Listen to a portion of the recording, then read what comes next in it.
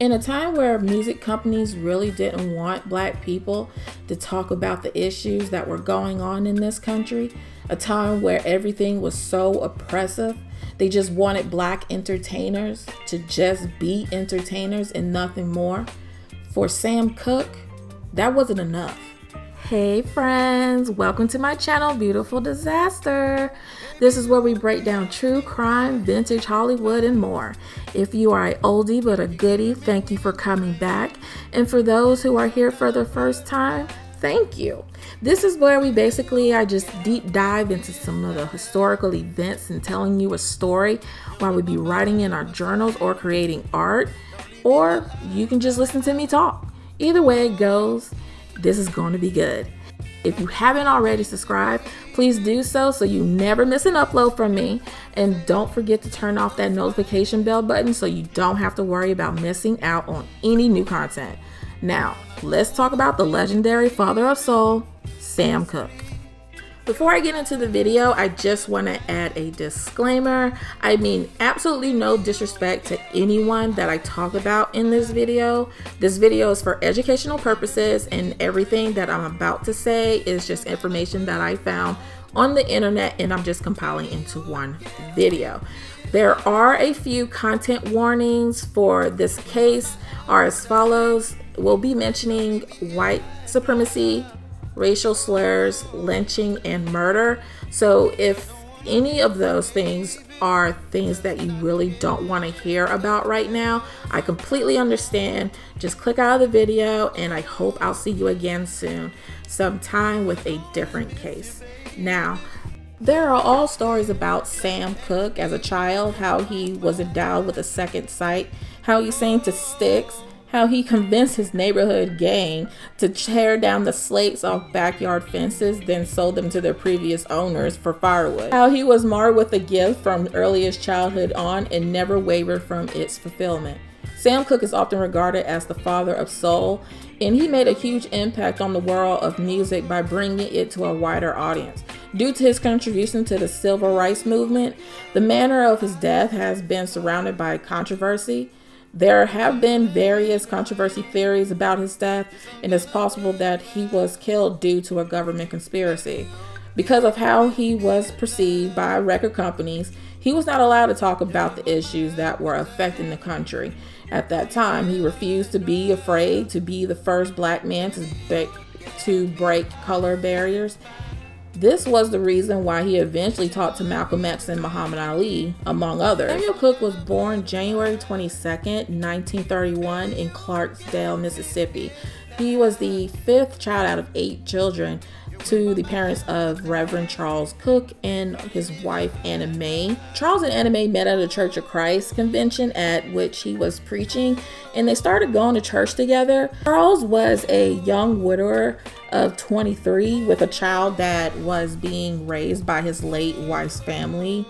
Born to sharecroppers in Jackson, Mississippi in 1897, he had been baptized into the Holiness Church at the age of 8, and when the church split in two a couple of years later, the Cookes remained with the Jackson-based Reverend Jones, while Reverend Mason followers became the better known, more populous, and more prosperous Memphis-based Church of God in Christ. Sam's mother, Anna Mae, was just 14 when she met Charles. Anna Mae was fair-skinned, round-faced, with long hair she could sit on. She was 16 when they married in November of 1923. She had grown up in Mound Bayou, which was a self-sufficient all-black township that was founded in 1887, and it was also known as the Negro capital of Mississippi. Anna Mae was working as a cook when she met Charles, and by Charles' account, he said that she won him over with her culinary skills when she invited him over to her house from church one day and produced a 4-course meal in the matter of 45 minutes between services. He said, basically, girl got skills because I can't even make one damn meal, so let alone 4-course meal in 45 minutes between services. Like that's crazy. But they had 3 children: Mary, Charles Jr., and Hattie. spaced between 18 months to 2 years apart before Sam was born in January of 1931, with his brother Elsie. Of course, Elsie doesn't really stand for anything, following 23 months later. During the 1930s was basically during the peak of the Great Depression. Sam was coming of age. Slavery was still a pivotal memory, especially among people. And within weeks of Elsie's birth, Charles Cooke was actually on the road hitchhiking to Chicago with a fellow preacher with only 35 cents in his pocket. He said that it was the Lord who had convinced him he couldn't fail, but it was his children's education and the opportunity that he was determined to give them to get ahead. That provided the burning motivation for him to look for work in Chicago. Charles Cooke actually had sharecrop skills. He actually worked on the railroad, and most recently he's been a houseboy in one of Clarksdale's wealthiest homes, while continuing to do the Lord's work as a holiness recruit preacher. But he was not prepared to co-sign his children to the same faith. In 1933, Charles and Anime actually ended up picking up and moving the family to Chicago. Sam attended Doolittle Elementary, and then after he graduated from Doolittle, he went to Wendell Phillips Academy High School in Chicago. Sam resided in a little community called Bronzeville, which was a beautiful area of Chicago. There were over 200 Black-owned businesses in the area, which was segregated, of course. And the area was referred to as a quote-unquote Black Wall Street because of the numerous churches that were located in it, and also the businesses. After he moved to Chicago, after the family moved to Chicago, Reverend Cooke established a church in the city. Sam's family regularly attended that church. His father believed that Sam was gifted, and at the age of 6, he was starting to sing along with his sisters and brothers. They were actually referred to as the singing children. Anime and Charles would take their children to church so that they could sing, and Sam soon became part of a group called the Highway HQs when he was 14 years old. During this time, he also became friends with Lou Rawls, who was a fellow singer in a different rival group, who was a fellow gospel singer as well, but he was in a different gospel group than Sam, but they remained, really, really good friends. Sam was the adored middle child of a Church of Christ holiness minister, Reverend Cooke, with untrammeled ambitions for his children. Movies were strictly forbidden. So were sports, considered gambling because the outcome determines a winner and a loser. Church took up all day Sunday with preparation starting on Saturday night. They were respectable, upwardly mobile, proud members of a proudly striving community, but they didn't shrink from a fight. Their daddy told them to stand up for themselves and their principles no matter what the situation was. Respect your elders, respect your authority, but if you are in the right, don't back down from anyone, not the police, not the white man, not anyone. One time, neighborhood bullies tried to block Sam's way to school, and he told them that he didn't care if he had to fight them every day. He was going to school. He lived in a world in which, Sam lived in a world in which he was told hard work would be rewarded, but he could see evidence to the contrary all around him. Their father actually told them that their true reward would come in heaven, but Sam was unwilling to wait. He was unwilling to live in a world of superstition and fear, and even his father's stricters and homilies were subject to the same rational skepticism, to the same unwavering gaze, which he seemed to have been born. But Sam was determined to live his life in his own light and no one else's. At the age of 18, Sam met a woman named Barbara Campbell on the south side of Chicago. She was 13 at the time. Later, the couple did end up having a child and named her Linda. And when they did have a kid, Barbara was 17 years old. Sam soon graduated from high school in 1948. Sam and Barbara were just continuing to date. They didn't marry until later on. But Barbara was basically his high school sweetheart.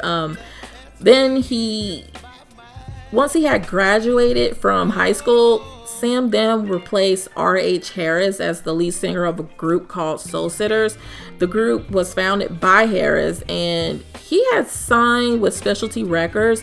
It was a really big deal for Sam because it was a really big deal for Sam because Sam was asked as a teenager to fill the shoes of R.H. Harris. So while he was part of the Soul Sitters, Sam developed his own sound apart from R.H. Harris. Sam Cooke actually ended up joining the Soul Sitters when he was in his late teens, if I'm not mistaken. So he was about like 19, 20 years old when he started to go down south. And also when he joined the Soul Sitters, Sam and the Soul Sitters would play like what is called a chitlin circuit, which were like black entertainers would play down south at certain establishments, and it's basically a small cramped room with one mic, and then it'd be like 5 or 6 singers trying to sing into that one mic, and it'd be like jam packed. So they basically called it the chitlin circuit. So while Sam was like performing in what's called down south the chitlin circuit, everyone is trying to sing in this one mic, and of course being people of color, it's very, very limited they could perform, and Sam had basically no choice but to go along with what was going on in the South, and that really pained him. Sam had a hard time adjusting to the Crow laws, which he didn't quite understand at first. The conditions were also very prejudiced, and while touring, black people had to either sleep in their cars or rooming houses or mortuaries. They was sleeping in caskets, y'all. I was when I was looking at the documentary and they were saying this, I was wait, what? Sam believed that this was unfair for people of color. He wanted to go to places that he wanted to go to. He didn't want it to be limited to where he can go. And so it wasn't until Emmett Till's death. Basically, Emmett Till was a little black boy, 14 years old, who was also from Mississippi, just like Sam. And Emmett Till allegedly whistled at a white woman and was beaten savagely in Money, Mississippi, and had a fan tie around his neck and was killed. Emmett Till's death really had an impact on Sam. Sam felt that, black people are living in a world where, we pay taxes and we're law-abiding citizens, and we are being subject to this cruelty. And Emmett Till's death was a wake-up call, actually. It was the beginning of the civil rights movement. This also became a mindset for Sam to also, help his people. While traveling with the Soul Sitters, Sam actually became a huge fan of rock and roll. He was listening to Chuck Berry and Little Richard. And what Sam saw was something bigger in that whole genre. Even though Sam saw a bigger picture with rock and roll and R&B, he knew that it was very hard to actually switch over genres from gospel to rock and roll. He was also aware that he could never go back to the Soul Sitters, even though rock and roll was considered to be the devil's music back then.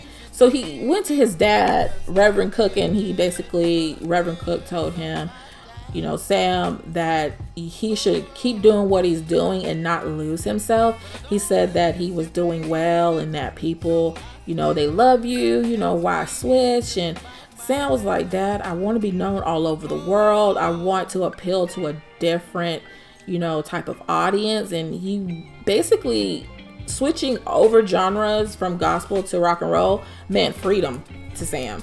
And it meant that, he gets to be more creative. Even though he had his mindset on switching over to this whole rock and roll and everything, and while he's traveling with the Soul Sitters, he ends up meeting a woman named Dolores Milligan Cooke, who basically was a singer, dancer, who he got married to while touring in California in 1953. So basically, Sam avoided getting married to Barbara Campbell for a whole year, and he ends up showing up with another woman, Dolores Milligan Cooke, and basically was like, hey fam, I'm married. And Of course, his family was like, we thought you and Barbara was going to get married. Like, they were actually said to be like really shocked that he ended up marrying another woman and not Barbara, because they honestly thought that he was going to marry Barbara.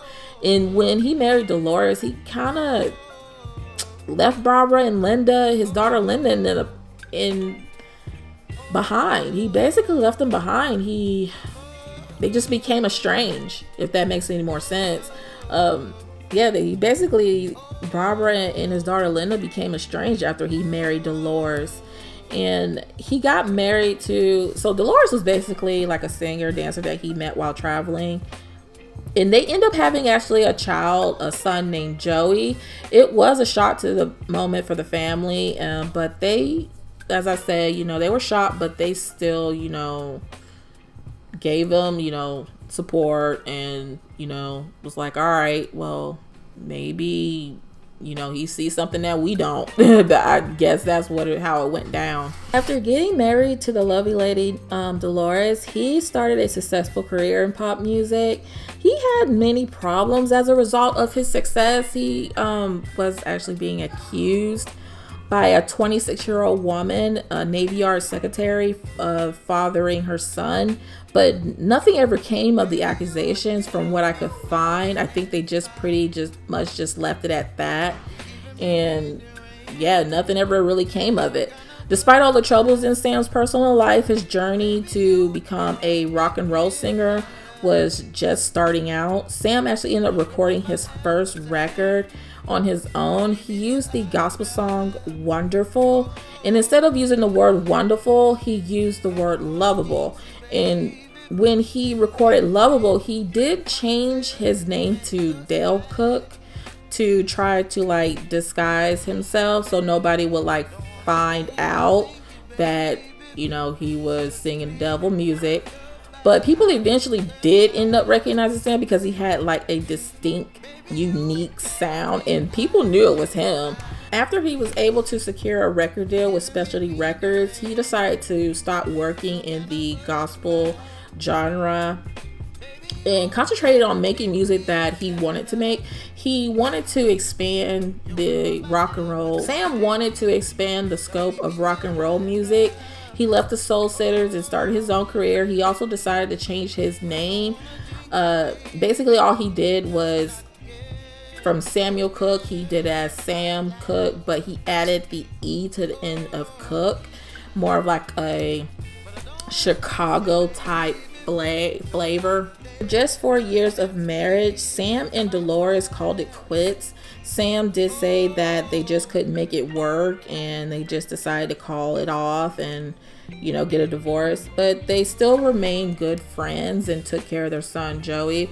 Divorcing Dolores did pain Sam, but it did show in his music that he was hurt. But even though he really wouldn't show physically that he was hurt, he just lost his wife and he was about to lose his own gospel fans at that. So it was a lot to take on when it came down to also changing genres and then also divorcing Dolores. But he wrote and he recorded a song called You Send Me. Sam was able to achieve success beyond his expectations during the spring of 1958.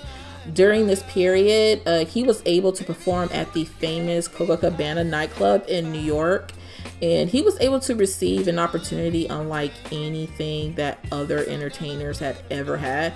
The venue, which was known, but there was a problem with the Cooke nightclub.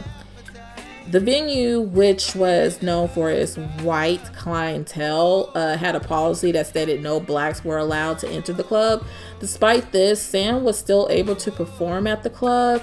He was hoping that his performance would, help change management of the club and, allow black people to actually, be let into the club.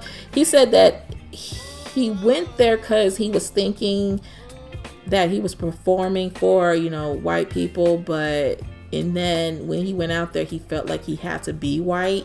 He didn't feel comfortable, and he was just basically, Sam didn't did not do so great at the Copacabana. The performance was kind of a flop due to the fact that, as Sam said, he was not ready. Sam took this failure and stated that if he ever did go back, that he would never let what happened at the Copa happen to him again. In Mississippi, Sam was driving his Sam had ended up getting in an accident in Mississippi. Sam was driving his new Cadillac with a friend, and as they were driving, a dump truck drove in front of them as they were coming over a hill, and Sam tried to avoid hitting the truck by braking aggressively, but unfortunately he and his friend were not able to avoid the accident. One of his friends passed away, and Sam had little minor cuts and bruises, and so did his friend that was in the back seat. During the incident, Sam said that he was thinking about Jesus when they were going to crash, he was able to remember only one thing after the accident. He was in the hospital for like a couple of days, but according to his friend, like a piece of glass had like hit him in the corner of his eye. The accident actually made Sam realize how much he loved his life, and Sam started to look into the future after learning that the people in Little Rock, Arkansas were fighting against the Jim Crow laws. He was then, during that time, also given a opportunity to perform on the Dick Clark show, basically the first ever integrated show in Atlanta. It was later revealed that the Ku Klux Klan had been threatening Dick Clark if he let Sam onto his show. Despite the threats, Sam was still going on with his life. He told people that he was going to do it for the sake of making a difference. The show did go without a hitch. He did an amazing performance and everything, because even though Dick Clark, with all these threats and to protect his audience, he was like, okay, maybe I should get the military involved and help out. But even during that time, you couldn't even trust the military. So either way it goes, to Sam was like, a threat is a threat. It is what it is. But I'm going to go on this show and I'm going to make a difference. And he ended up doing really good. The performance was really good. And when Sam would perform at different venues, most of the places wouldn't be segregated. White people would be down below in the front, and then black people would be up at the top on the balcony, or white people be on one side and black people on the other side. So Sam would turn his head and sing to his people. While Sam's attention was focused on his role in the political of his time, yet another tragedy occurred on December of 1958. Cooke's ex-wife Dolores was killed when she drove off the road, and it was also in the vehicle that Sam had given her. And this was devastating to Sam. He actually ended up paying for her funeral. Badly shaken, Sam found peace in Barbara and his daughter Linda. He began to mend his relationship with his estranged family after his divorce from Dolores a year earlier. Even with the recent tragic accident fresh in his mind, Sam continued to tour, and also touring in the South as well. In spite of his political climate that he felt called to him, when his car passed prisoners one day, the prisoners were working in the field, and Cooke was moved by the oppressive side of it, and this actually sparked the beginning of a new direction of his work. He was very unhappy, and he Be Here added more, and he worked. Sam was very unhappy, and that is when Sam decided to no longer straighten his hair. He believed that not straightening his hair shows his heritage, who he is. And when Cooke saw the prisoners in the field, that's when he came up with the lyrics to the song Chain Gang. When Sam Carr was passing by a couple of prisoners was working in the field, Sam was actually moved by the oppressive image of these workers, and it sparked the new beginning of a new direction of his work. That's when he came up with the lyrics to the song Chain Gang. And with this also, Sam actually decided not to straighten his hair anymore. he felt like he should just keep it as an afro. You know, it defines him and who he is. People like James Baldwin was actually one of Sam's favorite authors. Sam believed in being knowledgeable about our country. During his time in Atlanta, Sam would often visit the magazine stands in the area. While he was there, he came across a boxing magazine that had Cassius Clay on the front of it. And he told his producer that he wanted to meet the young fighter. And Sam actually ended up getting in touch with Clay, who's also known, as we know today, as Muhammad Ali. The two of them became best friends, and they even worked together on a song called The Gang's All Here. Cassius Clay was very quietly, has been, even so around the time that Cassius Clay and Sam met, Cassius Clay was very quietly being mentored by a man named Malcolm X. Sam believed that there was a better way for Black people to be in this world. He wanted to make people believe that there was a different way to be in this world. He was influenced by Malcolm X. Sam was influenced by Malcolm X, who was an incredible, feared Black leader in the United States. He believed that Black individuals should be developing the necessary skills to be able to own and operate their own businesses. This was similar to what the Civil Rights Movement had been saying. Sam thought that it was important for Black individuals to be able to own and operate their own businesses. He felt that there were a lot of Black musicians who were not being treated fairly. He believed that these individuals were being exploited by the publishers. He felt that people were Sam felt that people were taking advantage of the talent and that was being produced by Black musicians. So while this was all going on, Sam was also in the process in creating a #1 song when he met J.W. Alexander. Basically, J.W. Alexander told him that, you know, he needed to own his own publishing company. He was told that this was where the money was. When Sam was introduced to J.W. Alexander, actually introduced Sam to Alan Klein, who was an accountant from New York. Klein then started negotiating with RCA after talking about Sam's dissatisfaction with the royalty payments that he was receiving from the record label. After negotiating everything about with RCA and letting him know that Sam was dissatisfied with the royalty payments, and so Klein was actually able to secure some money for Sam. Sam also wanted to start a record company. He and Alexander became good businessmen due to their desire to help other Black artists. Sam was also in talk with other Black musicians who were interested in working with Sam. One of the individuals that Sam was interested in working with was like Bobby Womack, who used to be part of the group known as the Valentinos. To some, it was believed that Sam was a threat to the record companies in the US due to his desire to control the industry as they saw. He believed that he was going to make sure the artists that he was working with were treated the same as the owners of the company. The success of his record label and the publishing company allowed him to focus on what he was passionate about, which was being an authentic Black man. He was also able to speak out about the issues that were affecting the Black community. Sam and Barbara had been through a lot during this time. So Sam and Barbara had been through a lot during this time in the spotlight, and in 1959 Sam got engaged to Barbara and the couple moved into a home in Hollywood Hills. He was 30 years old when he married Barbara, and he would later become the father of 2 more children. At this time, Sam's daughter Linda was 7 years old when they got married, and then they would have a second child named Tracy that would follow. Sam and Dolores also had a son named Joey, of course, from Sam's previous marriage. And Sam told his friends that he would never leave Barbara. He knew that he loved her deeply and that he was committed to making her happy for the rest of his life. After his home life started to improve, Sam decided that he wanted to start a new career. He wanted to establish a record label, a music publishing company, and a business that was passionate about. He didn't want to just be a singer, he wanted to become a businessman as well.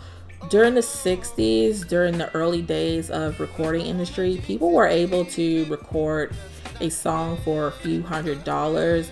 It was very common for people to try to get their songs on the radio. Sam was excited about the idea of starting a record label company as it had a different spin to it.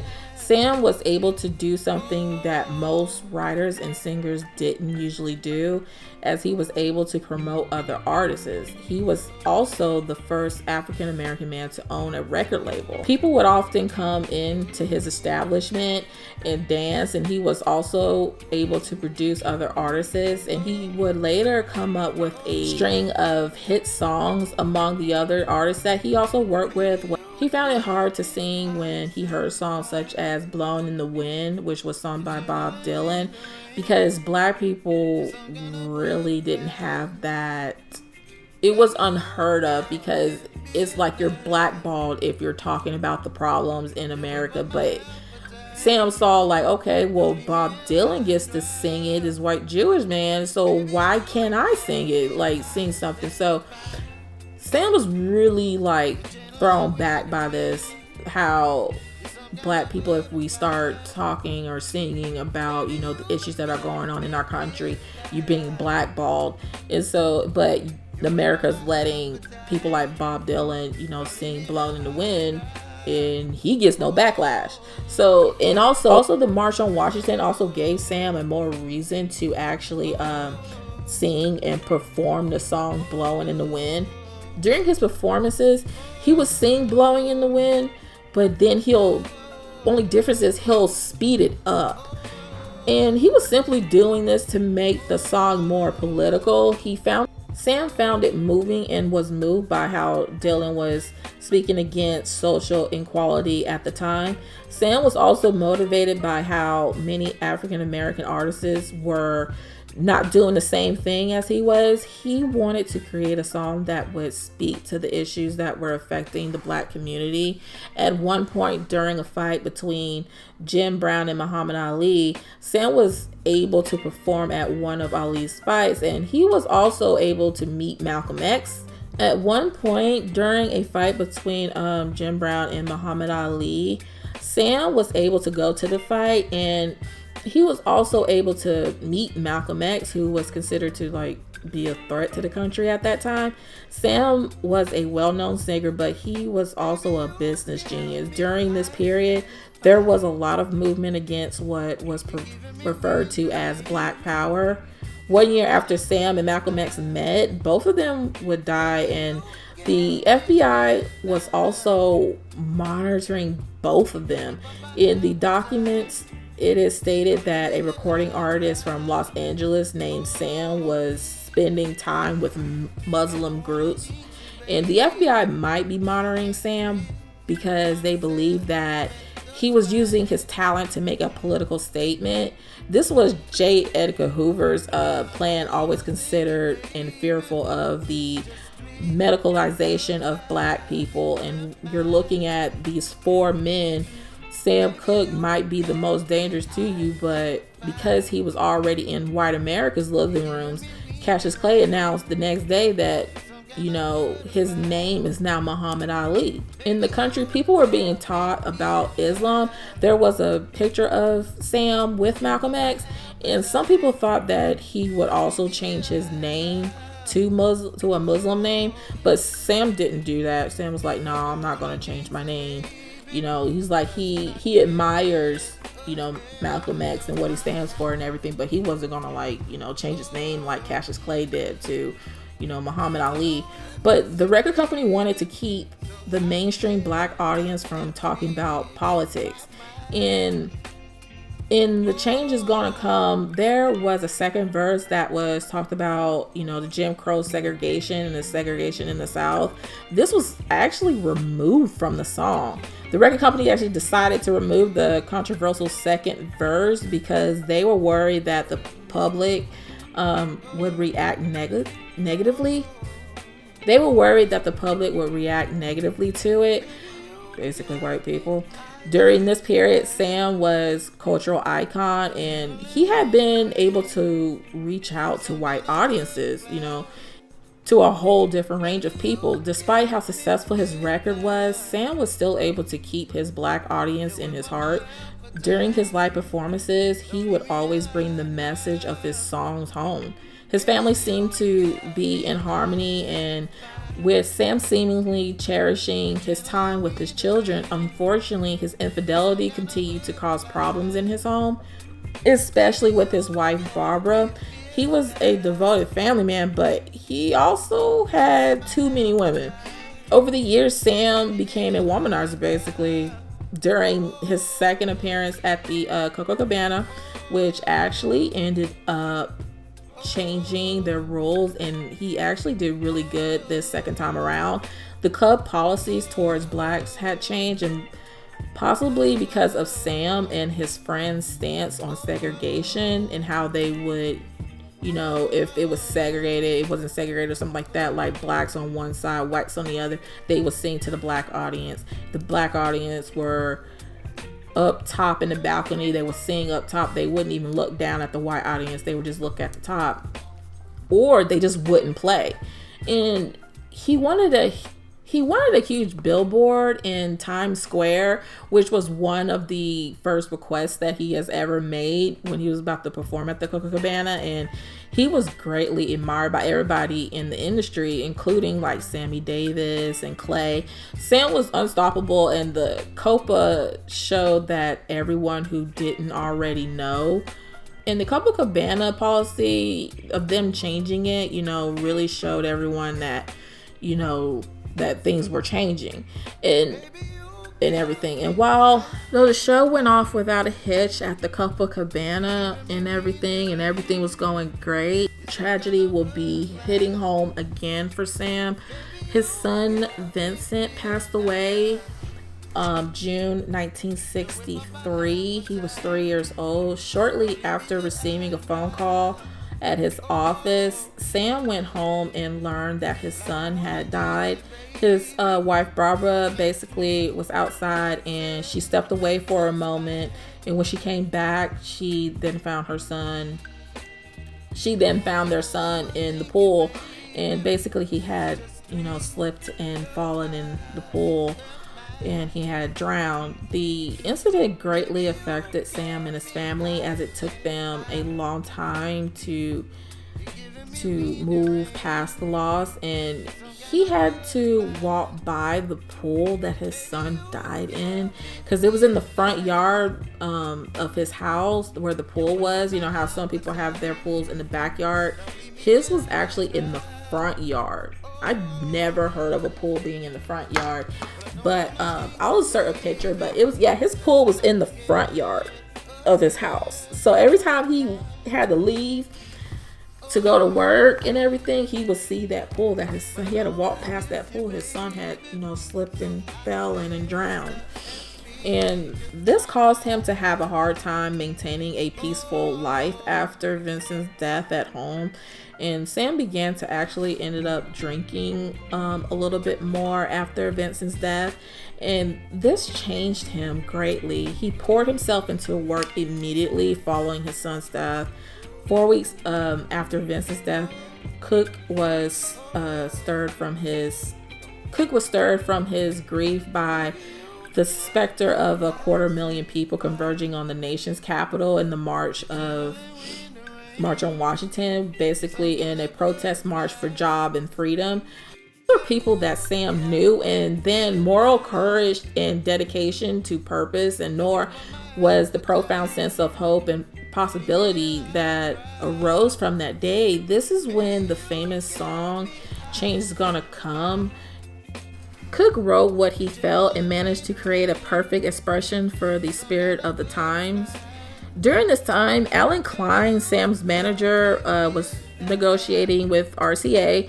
He had come up with a plan that would have them create their own record label. This would allow them to separate from the company. The company was called Tracy Limited. It was named after Sam's middle daughter, and Sam was told that it would be a venture where he would own the company and he'll be in charge of the studio and everything. But one day, Sam actually ended up being bedridden with the flu. He had the flu. And while he was getting over the flu, he decided to look over the signed contracts that him and Klein signed, so that about his publishing company and everything like that, and him owning the rights to the company and all that. What time period was Sam actually took the chance to look over some of the papers that he signed, and he realized that there were things that weren't right as far as the ownership of his music business. And he realized, he was like, what in the world? Like, wait a minute, things are very wrong. He was like, I can't imagine, the shock that he might have had, finding out that Klein screwed him over. When he learned that the real effect of all of this paperwork is that Alan Klein was the owner of Tracy Limited, which in effect makes Sam an employee of Alan Klein. Before Sam died, Sam said that the man removed leaves that asshole. That Thursday he had proclaimed that he was going to fly. Before Sam died, Sam said, he was pissed, and he was like, you know what? He said that Thursday that he was going to fly to New York on Monday and make a whole lot of changes, including firing Alan Klein. But of course, as we know, he never made it through the weekend. So on December 11th, Sam and his producer, Al, they went to Martoni's to have some dinner and, talk about music and everything. And Al also, wife Joan was with them as well. And Sam had, which was a bit of, a few martinis, but Al said that he wasn't drunk or anything like that. He said they were talking about, the blues album. Sam wanted to do a blues album. Joan, who's basically a journalist and Al Smith's now ex-wife, was his wife at the time. She said that Sam had pulled out a big wad of money from his pocket, and it was like a fistful of money. And she said that Sam had said, hey, look what I just got, coming off the road, and look what I earned, from, my negotiation and everything, something like along the lines of that. And Al was like, Sam, don't be flashing that money in here, and he put it back in his pocket. And basically Sam had the attitude of like, who the hell's gonna rob Sam Cooke, And so in Sam's mind, everyone, like, nobody would ever, try to take, money from Sam Cooke.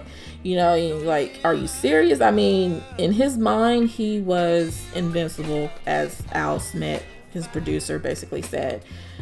When Al and Joan got up to leave, Sam had actually got up and went to the bar. And that's when he met Elisa. And Al, as he said, he recalls that he was still at the bar talking and, laughing and carrying on and all those types of things, and was going on. And then hours later, there was a call from an unknown woman at the time, making a 911 call from a phone booth, which turns out to be Elisa, the woman that Sam met at the bar. And Elisa has stated that she had been kidnapped. The 911 operator asked her where she was and what street she was on. And Elisa basically said she didn't know where she was. She did give the operator the number of the phone booth that she was at and she was calling from. Also, during this call, she stated that she was kidnapped. And then the 911 operator was asking for more information, more questions and everything. And she, since she didn't know where she was, the operator just told her to stay where she was and don't go anywhere. Someone will be right there. And before the operator can even ask her her name, she had hung up the phone. Joan Al's wife, when they got home, they went to bed probably around 5-ish, he said. And then the phone had rang. And he said that someone on the other end basically said, "Hey, Sam Cooke, he was shot." And I was like, "Who was shot?" So Joan goes to, so after getting that phone call, his Al Smith's wife at the time, Joan, she goes to the police station and try to see if she could get some more, details on what was going on and see what actually happened. And the desk sergeant said, "What is going on here? We've gotten calls from everywhere. We even had a call from London. Who the hell is Sam Cooke? Just another nigger killed in Watts. What is the big deal?" So I told him, so basically John actually ended up turning to him and calling him a fucking idiot. LD actually stated that, who was a police at the time around the 1950s, he said that the attitude of the police at 77th Street towards the black community was just purely suppressive. All blacks look alike and always look alike. The official story is that Sam actually, so the story basically went like this. Sam Cooke was dining at a Los Angeles restaurant with his producer and his producer's wife. And their dinner was, occasionally interrupted by people who recognized him, who wanted to say, how much they love his music. At one point, Cooke was lured away from the table and was hanging out and buying drinks for some music industry people who he knew at the bar of the restaurant. While at the bar, the 22-year-old woman named Elisa Boyer caught Cooke's eye, and she was sitting with 3 men in the booth.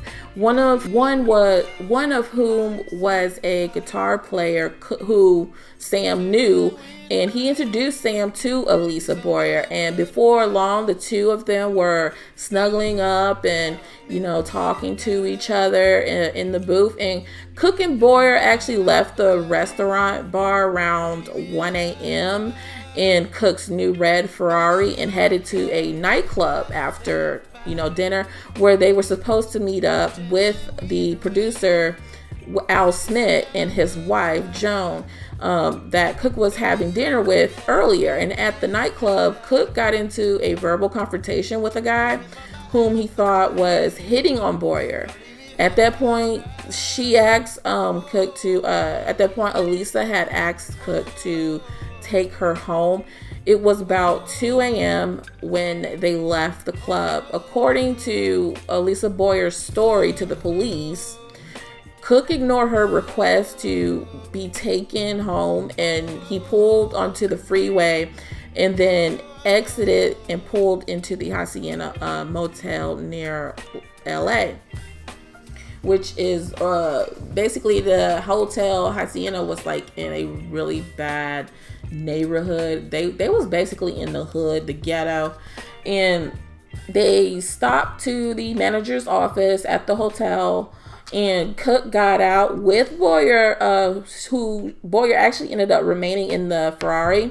It's important to note that she remained alone in the car, the whole time, while Sam is in the office, the manager's office, to get a room. She is in the car alone. She had every opportunity to get her ass up and leave, but she sat in that car. And when Cooke went to register, the manager, Bertha, saw that he had a female in the car, and she told him, "Oh, you would have to register as, Mr. and Mrs. It was, 1964, and you just didn't check into a motel with a young woman." So Sam Cooke did register under Mr. and Mrs. Sam Cooke. After registering, Sam actually drove around to the room in the back section of the motel. Boyer told the police that Cooke pushed her into the room onto the bed, where she said he began to rip off her clothes.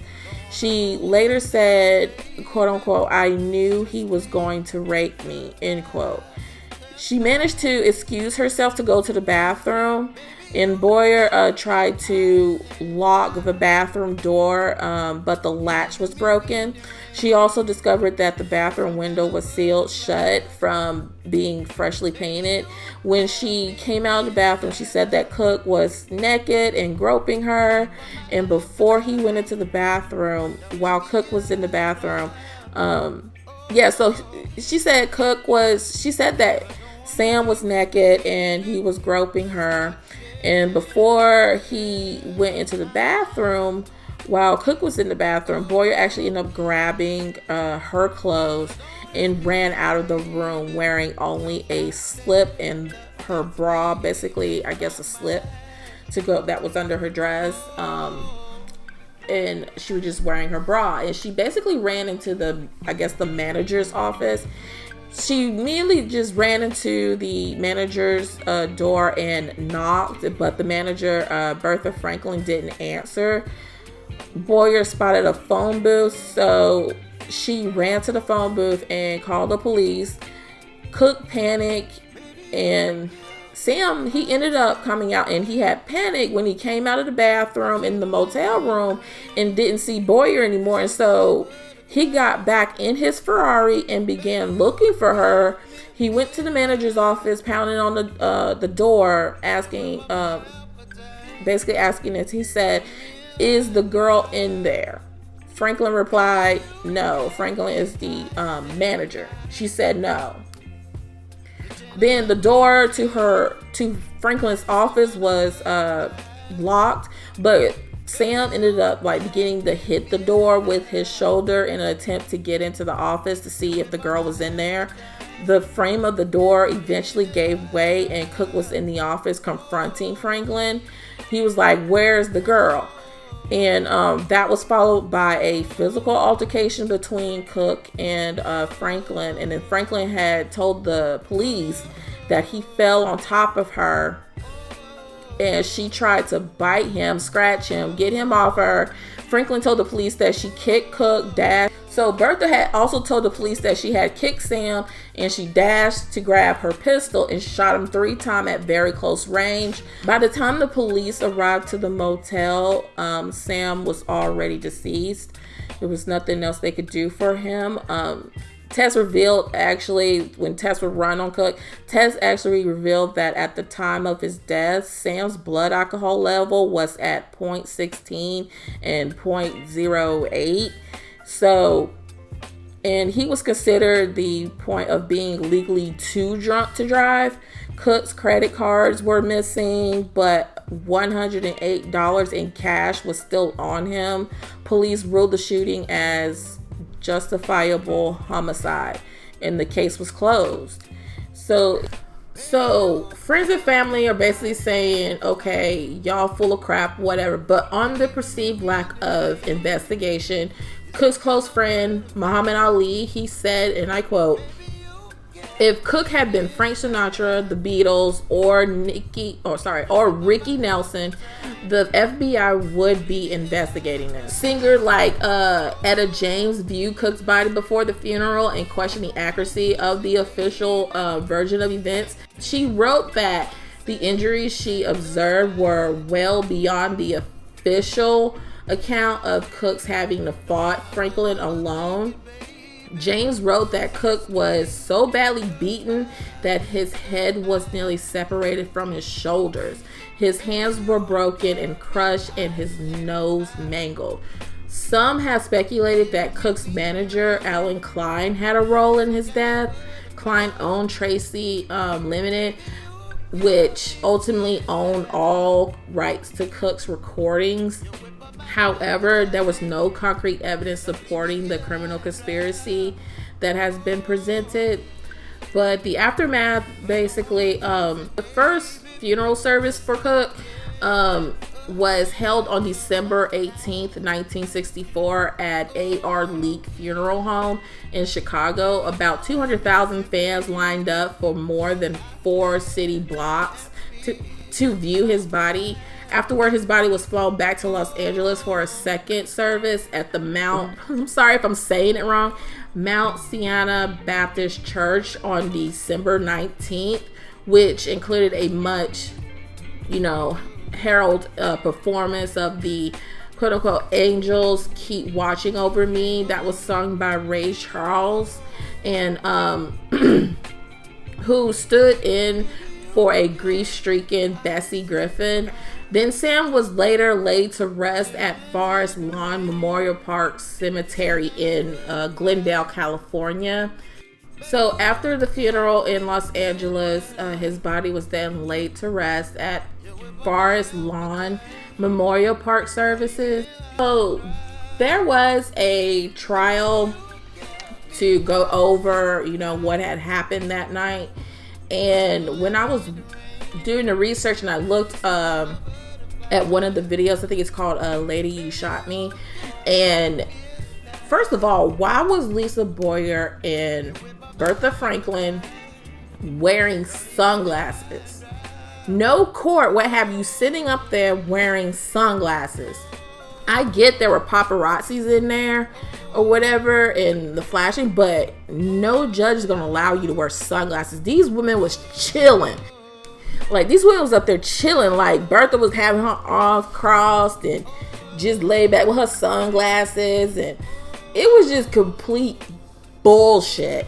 The whole thing was complete bull crap. And so some of Cooke's family and supporters, however, have rejected Boyer's version of events, as well as those given by Franklin and Evelyn Carr. Evelyn Carr is actually the motel owner, and she claimed that she was on the phone and heard the intrusion and the gunshot and everything, and she also called the police. They basically, friends and family, like, both of y'all full of shit, and because they believe that there was a conspiracy to murder Cooke, and that the murder occurred in some manner entirely different from the 3 official accounts. And one of the perceived lack of investigation, Cooke's friend, close friend, Muhammad Ali, said if Cooke had been Frank Sinatra or the Beatles or Ricky Nelson, the FBI would be investigating this, end quote. Singer Etta James viewed Cooke's body before his funeral and questioned the accuracy of the official version of the event. She wrote that the injuries she observed were well beyond the official account of Cooke having to fight Franklin along. But there were some problems from Boyer's story and from Franklin's story. The hotel manager, Boyer, had testified that she did meet Cooke, at the dinner party, but did not mention they stopped at a nightclub. And then a month after the shooting of Sam, Boyer was actually ended up being arrested and charged for prostitution. And it was also learned that the Hacienda Motel offered a rate of $3 per hour and was known to cater to prostitutes at that point. And it seemed possible that Sam Cooke, who was known for enjoying the services of prostitute, might have paid Boyer for sex that night. So yeah, that's like a real question mark right there. And then in 1979, Boyer was actually found guilty of second-degree murder in the death of her boyfriend. She ended up shooting and killing her boyfriend. Bertha Franklin, the hotel manager, she was actually a madam with a criminal record. She was actually a madam with a criminal record. She ultimately left her job at the, motel, but she did sue Cooke's estate for like $200,000 for impunitive damages and injuries, but she ended up losing the case. And the story really doesn't end there. Oh my God. So Sam Cooke's wife, Barbara Cooke, as well, aware of her husband's cheating. She was even having an affair with a bartender at the local bar. And in fact, on the day of Sam Cooke's funeral, the bartender was reported to be wearing Cooke's watch and his ring. The fuck? This is crazy. Like, what? Oh my God. His story has so many twists and turns. So Barbara Cooke broke things off with the bartender and married one of Cooke's backup singers, Bobby Womack. 77 days after Sam had died, Womack and Barbara actually were married at the Los Angeles courthouse, and Womack actually wore one of Sam's suits to the wedding ceremony. Oh my gosh. Some had observed that Sam Cooke had developed a massive ego and did make enemies. Some were saying that Cooke was also known drug user, and it was even suggested that Cooke's wife Barbara was insanely jealous and set up the shooting. Others believe that Cooke's shooting death was inspired by racist views, such as, like, since he was, you know, becoming such a major black artist. What really happened in the tragic shooting death of Sam Cooke may never be known, since most of those directly implicated are dead now. Over the years, it's always been marked the anniversary of Sam Cooke's death by mentioning that he was shot and killed by the night manager of the motel in Los Angeles, but I never knew the real story, and the speculation that Sam Cooke's death was not justifiable homicide, but that it could have been a setup murder. Like, that's pretty crazy, because some people thought it was Alan Klein, but Alan Klein really wasn't that powerful yet. Like, he ain't had that much power. Like, yeah, Alan Klein's the reason why the Beatles broke up, but still, like, no, but yeah, that whole part. Okay, you guys, so this is the end of the video. I hope you did enjoy it, but tell me down in the comments what was something that you learned for the first time about Sam Cooke, and what is your favorite song by him. Mine is You Send Me and Twisting the Night Away. I love that one. And A Change Is Gonna Come is also another favorite of mine as well. But yeah, this is the end of this video. I hope you all enjoyed, and don't forget to like and subscribe, and also hit that notification bell button so that way you never miss any new content from me. And if you have any suggestions of stories you would like for me to talk about, just leave it in the comments down below, and I will be speaking to you all in my next video. Bye.